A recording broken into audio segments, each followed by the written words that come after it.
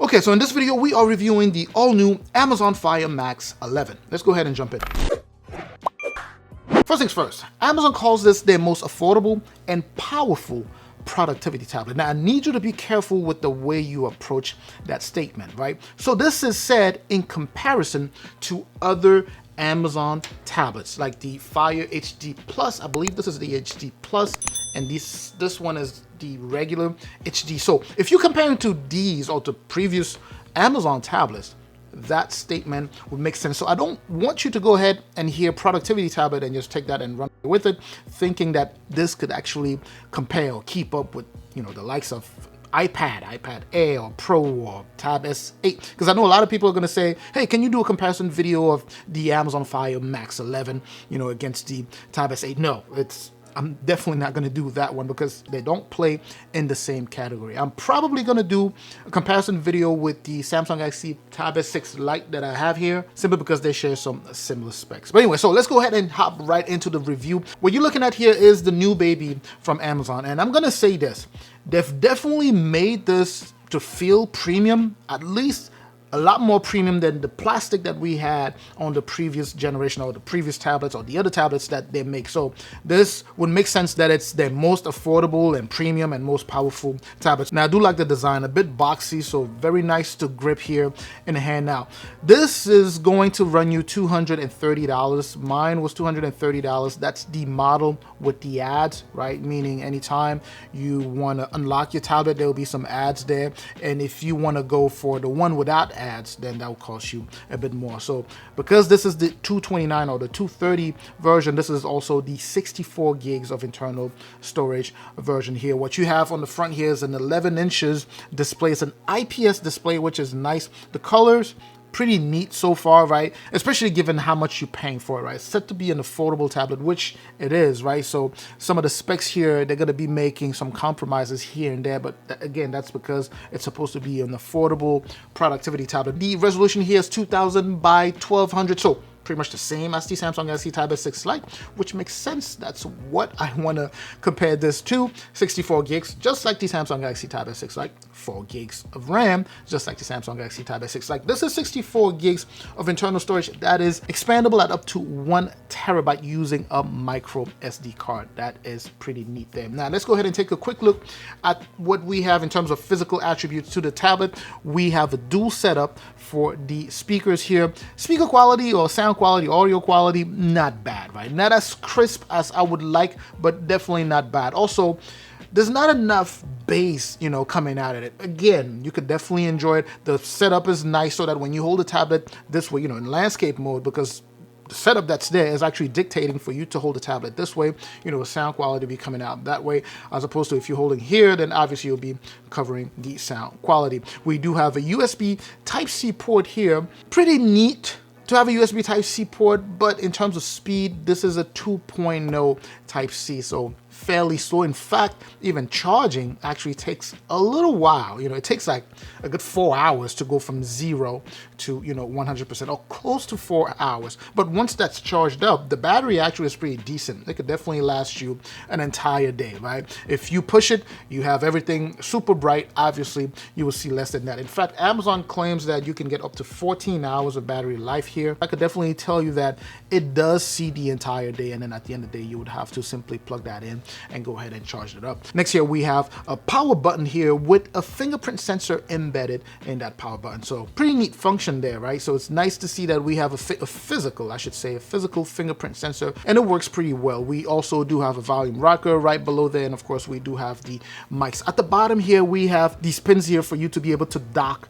the tablet on the keyboard, right? Which, by the way, it does come. So if you were to order just the tablet, it will be $229. If you want to go ahead and be productive, then you could go ahead and just get the productivity bundle, which is what I got. That include the dock that you see here in the video, and also include an Amazon stylus that you see here. And this, by the way, normally if you were to just buy the stylus here, it would run you, I believe, $35. But when you get the bundle, meaning the pen, the tablet, and the keyboard personally, it ran me $324, which is definitely not bad, especially if you want to go a little bit productivity. You know what? The other thing that I might be able to compare this tablet to would be the Lenovo Tab P11, because they share, you know, some of the same attributes, especially as it relates to the keyboard there. But anyway, I digress. Let's talk camera. We have an 8 megapixel camera on the back here. That's the main camera. And we also do have an 8 megapixel selfie camera on the front there. Picture quality or video quality, what you would expect from the 8 megapixel. So it's kind of the same stuff of what you would expect from, you know, Galaxy Tab A8 or, you know, S6 Lite, because that's also an 8 megapixel. So if you want to, you could definitely go ahead and, you know, make your Zoom call. Video calling is fine here as long as the setting is well lit, like I like to say. You'll be able to see people if the setting is not well lit, but obviously you won't get a lot of details, right? You get a little bit of noise, so you want to make sure you try to get the setting to be as lit as possible. Now, in terms of performance, what you have here in terms of chips, it'll be a 2.2 gigahertz octa-core MediaTek MT8188, which, even though it's not your top of the line chipset like a Qualcomm, I don't know, Snapdragon 8, whatever, still, you know, actually it's pretty good, right? In terms of something that you pay $229 or $230 for, performance was not bad. I played a couple of games here. A lot of the lighter games are gonna play without any issues for sure. And I also downloaded some moderate level games, and they also played pretty neatly. Even Roblox played pretty well here. So if you are a big fan of that game, I know a lot of you are big fans of Roblox, so that does play pretty neat here. I didn't encounter any issues. Navigating the internet, of course, checking your emails and all that good stuff works pretty well. You have to keep in mind, in case you're not familiar, is that, you know, we don't have Google, the Google Store here. Now, I personally sideloaded it, but the tablet itself, when it comes, you have different versions of certain apps, I should say, like YouTube, for example. There's like this weird looking YouTube that you download from the Amazon store. It's not the real YouTube that you used to, right? But it works. Again, if you want to go ahead and side load the Google app, you could definitely do that. The Google Store app, you could definitely do that and be able to get YouTube that way and get other apps that way, which is what I'm doing here. And that's the same thing I did with the other ones there. But there are apps in the Amazon store that you can go ahead and, you know, either buy or just download for free and be able to, even the games, right? So you won't find all of the most popular games that you would normally find, you know, in the, you know, the Google Play Store or the, you know, App Store, the Apple App Store. I'm not telling you to go ahead and side load stuff just in case you end up breaking your tablet, right? So I'm just saying that that's what I did. Some people do it. I haven't heard of anything that went wrong with people that did that. You can definitely multitask here to a certain extent, especially if you have the keyboard like I do here, so you'll be able to split the screen in two. I didn't encounter a lot of stuttering, but it certainly got a little bit slow when I was trying to go too fast. Maybe it's because the tablet's still fairly new and still kind of, you know, there's still a lot of setup being, you know, done in the background, although we are kind of like a good week into it. But anyways, that's another thing that I needed to highlight there. So if you want to go ahead and multitask, sure, you could go ahead and do that at a moderate level, because even though Amazon claims or calls this a productivity tablet, it's not really a productivity tablet to the level of what I'm used to. Again, just like I said at the beginning, if you are comparing this to previous, you know, Amazon tablets, obviously it's definitely a major upgrade in terms of speed and just the way it processes things. It's really an upgrade. But if you compare it to the standard productivity tablet, it would not be able to stand. Anyway, so let's go ahead and talk the pen here, or the stylus here. This also does support, you know, capacitive pencil. So if you don't want to buy the Amazon one, you could go ahead and just buy a capacitive pencil and you should be able to take down notes with it. For someone like myself, again, coming from other things that are pro, or other tablets or other brands that are already well established in the world of, you know, styluses, it's not great, right?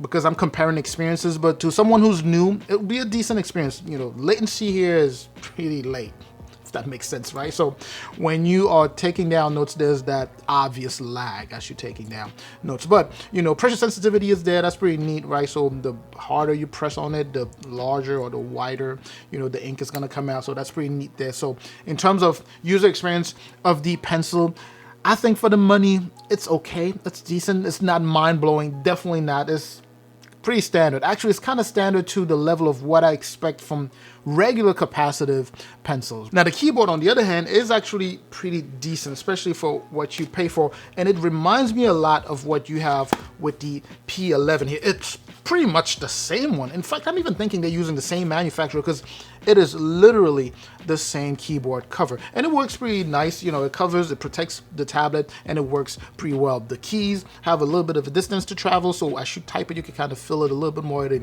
you know, that enhances your user experience, so that's pretty nice. And of course, the touchpad also, it's pretty small given my large hands, but it works well as well, so no complaints there. In terms of the picture quality or the video quality, it's surprisingly nicer than what I expected, right? Again, this is an IPS display, so colors are pretty vibrant here. They really do pop to a certain extent. So watching movies here would actually be nice. You know, entertainment in general, watching movies, video, whatever the case may be, you actually would enjoy that. And given the size also is fairly portable, so if you could be watching it in one room and then move to another room and continue watching whatever you're watching, it'll be pretty nice. Now, I think this should do it for this tablet review here, and I believe I covered everything. Oh, by the way, another thing you can do with this is pretty much use it as I already use these, you know, just have it as a dock, kind of like standby mode, and you know, you can summon Alexa to, you know, ask her whatever question you have. Summon her.